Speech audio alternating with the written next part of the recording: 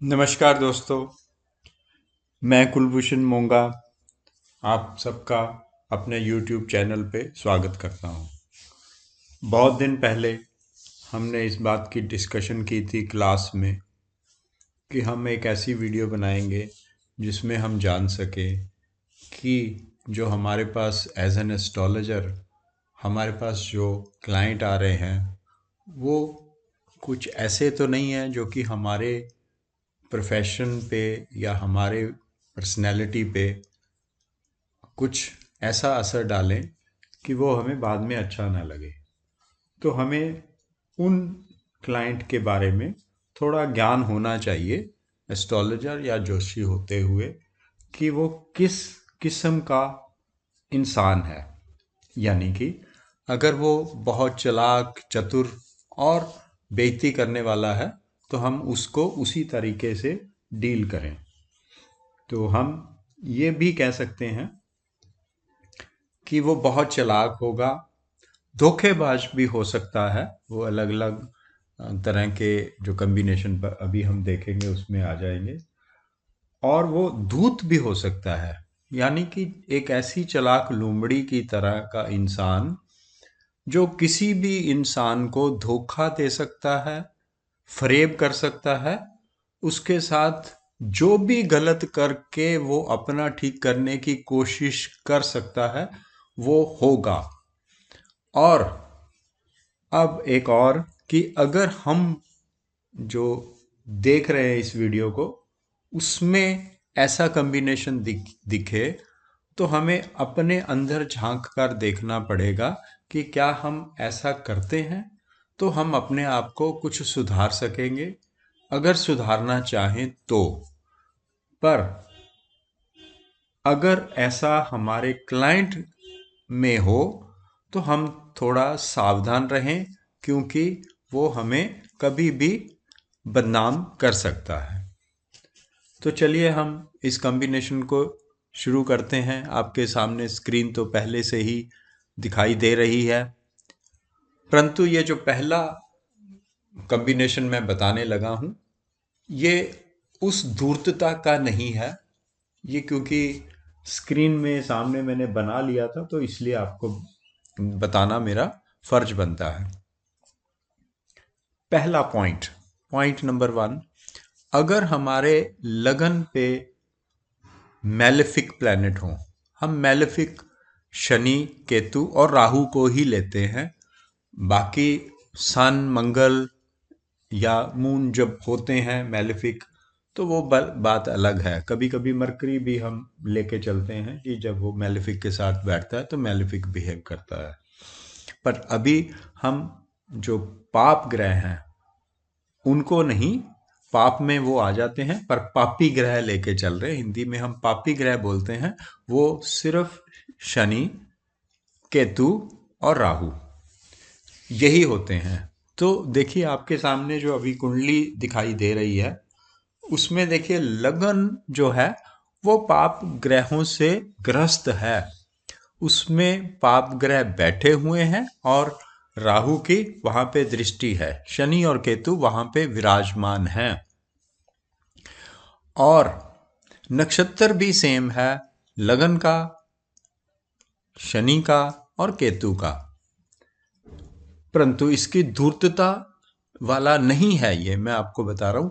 ये वो इंसान की कुंडली होती है जिसको जिंदगी में संघर्ष करना पड़ता है और संघर्ष के बाद ही उसकी जीवन में जीवन धारा कुछ सुखी हो पाती है। तो ये एक संघर्ष वाली जिंदगी जो होती है उसका कॉम्बिनेशन है। हालांकि इस पे अगर मैलेफिक पे कोई प्लेनेट पे या लगन पे दोनों यहीं पे है तो इस पे अगर हमारी कोई अच्छी दृष्टि यानी कि जुपिटर की हो जाए या वीनस की हो जाए यानी कि शुक्र की हो जाए, सन मंगल एक्सेट्रा की हो जाए तो वो अच्छा माना जाता है। पर इस केस में वो कोई भी नहीं है।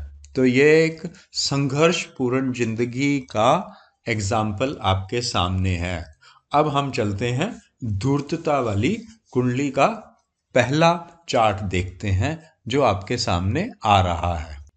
लीजिए, ये जो चार्ट आपके सामने अभी है, उसमें लगन जो है लॉर्ड, लगन लॉर्ड हमारा जुपिटर है, यानी कि बृहस्पति है, और वो मैलेफिक के साथ है।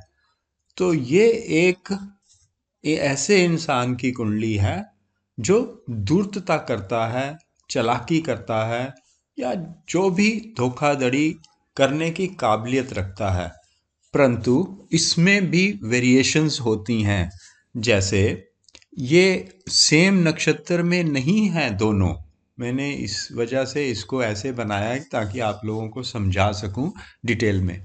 परंतु अगर शनि यानी कि सैटर्न और जुपिटर यानी कि बृहस्पति एक ही नक्षत्र में और उससे ज्यादा अगर एक ही पद में आ जाएं तो वो धूर्तता की अति हो जाएगी।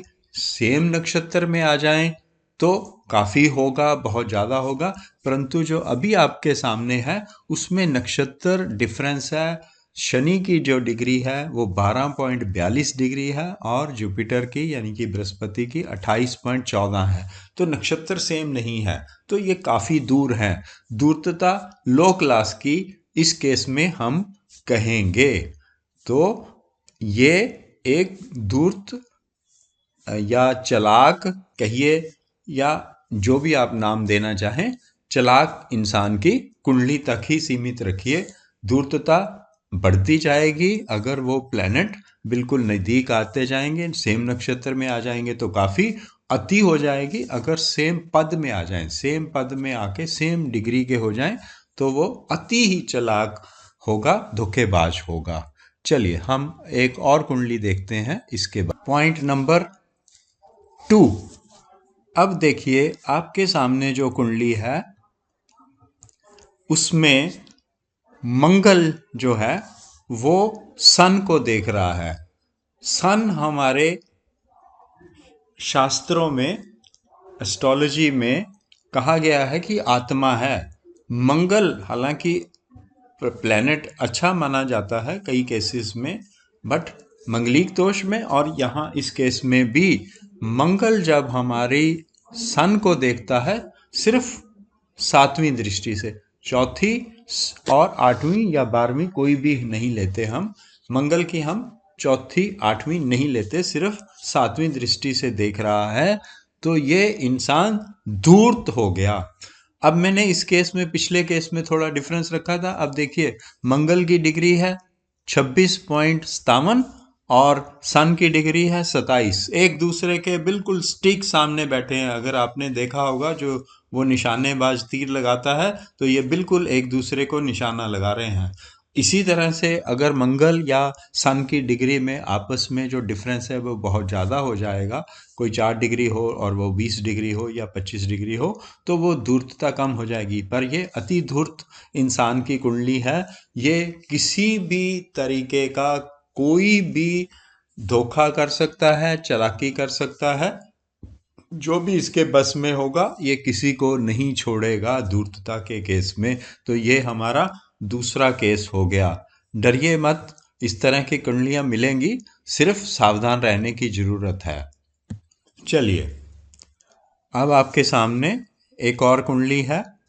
वो भी कुंडली है जिसमें मंगल मून यानी कि चंद्रमा को देख रहा है। डिग्री डिफरेंस दोनों का आपस में उन अपने अपने घरों में 1 डिग्री का है। तो ये इंसान सोचेगा बहुत दूसरों को नुकसान पहुंचाने पर, परंतु ये नुकसान कितना पहुंचाएगा ये बहुत और दूसरे भी फैक्टर्स को काउंट करना पड़ेगा। पर इसकी जबान बहुत कड़वी होगी, बहुत गुस्से से बोला करेगा अगर इस पे किसी भी अच्छे ग्रह का प्रभाव नहीं हुआ। जैसे इस कुंडली में मून पे जुपिटर का प्रभाव हो गया है, हालांकि कुछ लोग कहेंगे कि वो नीच का है, परंतु इसका जो प्रभाव है वो अच्छा ही होगा मून पे, चंद्रमा पे, जुपिटर का, बृहस्पति का। परंतु मंगल सामने आने से ये कड़वी जवान, खरवी जवान पंजाबी में कहते हैं, या स्ट्रॉन्ग वर्ड्स वाली भाषा यूज करेगा और ये धोखे करने की सोचेगा। अगर इसको चांस मिलेगा तो ये धोखा कर सकता है। परंतु जो सन यानी कि चंद्रमा की जगह सन हो, फिर उसको मंगल देखे, जो पिछली स्लाइड में हमने देखा, तो वो धूर्तता करेगा ही करेगा। डिपेंड करता है डिग्री डिफरेंसेस पे। चलिए हम एक और कुंडली देखते हैं। ये हमारे सामने एक और कुंडली है।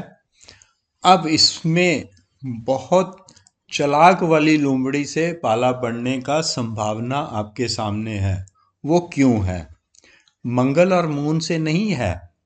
ये है 4 राशियां जिनको हम एरीज, टॉरस, कैंसर, सेजिटेरियस और कैप्रिकॉन, ये वो राशियां हैं जो बिहाइंड, पीछे से निकलती हैं। और ये इंसान भी पीछे से मार करेगा।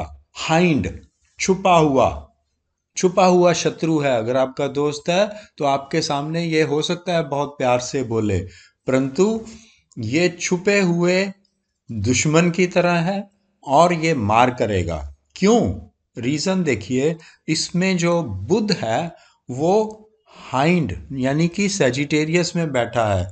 जब भी बुध एरीज 1 नंबर राशि, 2 नंबर राशि टॉरस, कैंसर 4 नंबर राशि, सेजिटेरियस 9 नंबर राशि या 10 नंबर कैप्रिकॉन में बैठेगा, तो ये अति चालाक, बहुत चालाक बंदा होगा, या लड़की होगी या लड़का होगा, जो भी होगा, ये इंसान बहुत चालाक है, बहुत शातिर है।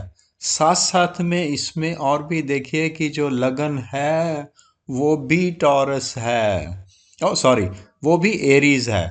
जब भी एरीज लगन और मरकरी यानी कि बुध भी 1, 2, 4, 9, 10 राशियों में बैठेगा, तो चालाक इंसान से पाला पड़ गया आपका। चलिए हम एक और पॉइंट देखते हैं। जब भी मरकरी यानी कि बुध उन राशियों में जिनकी बात हम पहले कर चुके हैं, एरीज, टॉरस, उसके बाद कैंसर, सेजिटेरियस और कैप्रिकॉन में होता है, तो वो बंदा धूर्त, चालाक, चतुर इंसान बन जाता है। धोखा देने की काबिलियत रखता है। धोखा देगा या नहीं देगा, उसके लिए बहुत और भी फैक्टर देखने पड़ते हैं, पर वो धोखेबाज इंसान की कैटेगरी में आ जाता है।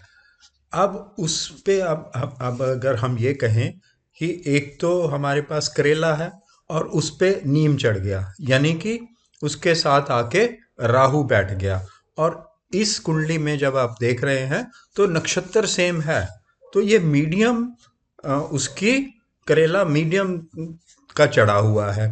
परंतु अगर ये सेम पद में आ जाए तो अति चालाक, अति चतुर और चालाक लोमड़ी की सारी हदें पार कर सकता है। परंतु यह अगर नक्षत्र अलग हो जाए तो फिर इम्पैक्ट कम हो जाएगा। तो ये चालाकी की हद तक जाने वाली स्टेज बना देता है इंसान को, और वो अपने काम निकालने के लिए भी कोई भी रास्ता उसके लिए पॉसिबल है। जैसे हम देखते हैं कुछ लोग कहते हैं दंड भेद या कोई भी इस तरह के जो भी चालाकियां करते हैं वो पॉसिबल है। तो ये एक और पॉइंट अपने वोकेबुलरी में रख लीजिए। नक्षत्र सेम होगा तो मीडियम, अगर पद भी सेम होगा तो हाई, अगर नक्षत्र सेम नहीं होगा तो कम। तो ये राहु और मरकरी, और राशियां भी हमारी नोट करिए, एरीज, टॉरस, कैंसर, सेजिटेरियस और कैप्रिकॉन होनी चाहिए। हिंदी में मैं बहुत बार इनको रिपीट कर चुका हूँ, कई बार सिर्फ एक ही भाषा बोली जाती है, तो आप समझ गए होंगे इसका मीनिंग भी। तो उससे समझदारी से पेश आइए। एज एन एस्ट्रोलॉजर जब भी कुंडली खोलें तो इन 4-5 पॉइंटों को देख लीजिए, ये आपके भले के लिए है। और मेरे हिसाब से इनसे आप रिलेशन मत बनाइए। अगर ये रिलेटिव हैं तो आप कुछ नहीं कर सकते, पर फ्रेंडशिप नहीं बनाइए, थोड़ा दूरी बनाइए। और अगर हो सके तो इनको जाते ही नमस्कार करिए। और मैं अगर इन ऐसी कुंडलियों से पाला पड़ता है तो नॉर्मली अवॉइड करता हूँ कि इनसे ज़्यादा समय तक डिस्कशन की जाए। टू द पॉइंट बात करिए, अपना काम हो गया। चलिए दोस्तों, हम किसी और वीडियो के लिए नेक्स्ट टाइम मिलेंगे। Thank you for watching the video. Thank you and bye.